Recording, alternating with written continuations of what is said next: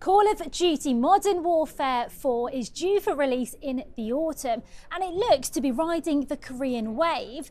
But is it heading for controversy? Let's have a look. You can see here, these are some of the first pictures we've got from the game. And what we know about it so far is that it is set in the Korean peninsula. Let's find out a little bit more then with Laura Kress, who covers gaming here at the BBC. Laura, it's great to be able to talk to you. What do we know so far?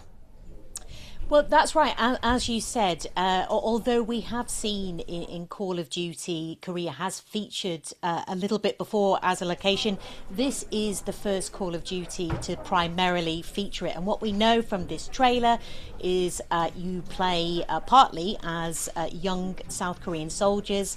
They're facing live combat for the first time. In the trailer, we saw that there's this kind of routine patrol that's happening in Korea when suddenly a missile strikes, and it follows this idea of a North Korea full-scale invasion, and you follow these soldiers in their stories. Now, there's other settings in the game, but as I said, it's set in Korea for the most part. And what's generally being said about that? Is it controversial? Well, I think for a lot of people discussing this online, it really depends on how this is going to be handled. A lot of people saying, you know, is this just going to turn what is a still unresolved war into just entertainment, or is it actually bringing something that's happening in real life to attention to people that might not be aware of it and highlighting it? There was a lot of people, in fact, online from Korea saying that the fact that this big global blockbuster IP, you know, Call of Duty, it's a massive, massive franchise. The fact that it has Korean script, a Korean script logo, is quite a symbolic moment, actually. Some people are very excited that it's going to be featuring Korean life, but other people just wondering about that accuracy. You know, is it reducing what is obviously a very complex history to action movie stereotypes? Is it going to trivialize that history? Yes, it was interesting actually. I was speaking to some of our colleagues in Seoul earlier, and they were saying there is a lot of excitement around it. And actually there has been South Korean drama, films, entertainment that have fictionalized war with North Korea before as well. So that in itself isn't an alien concept.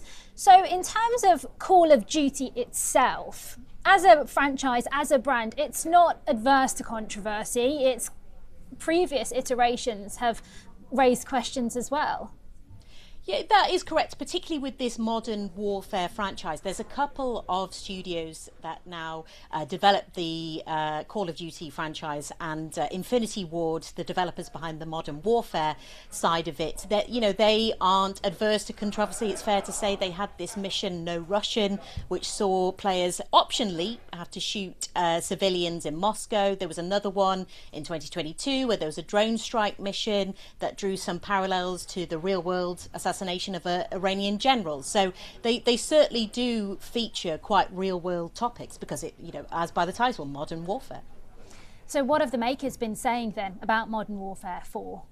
So they have said, Infinity Ward, they said they wanted to tell a very grounded story from the perspective of ordinary South Korean soldiers. And I think a lot of people online have, you know, been enjoying the fact that they seem to be doing that from an ordinary perspective. And they've also said they did consult with people with ties to the region while developing the campaign. They said they've been speaking to advisors, military people that have served in that area. So at least from that perspective, it does sound like they are trying to get that accuracy that people are asking for. Of course, we can only go off the trailer at the moment and wait to see when the full game comes out in October. Yes. Interesting as well, Laura, that actually if you look at some of the other successful shooter games of recent times, there has been a general trend of steering away from geopolitics.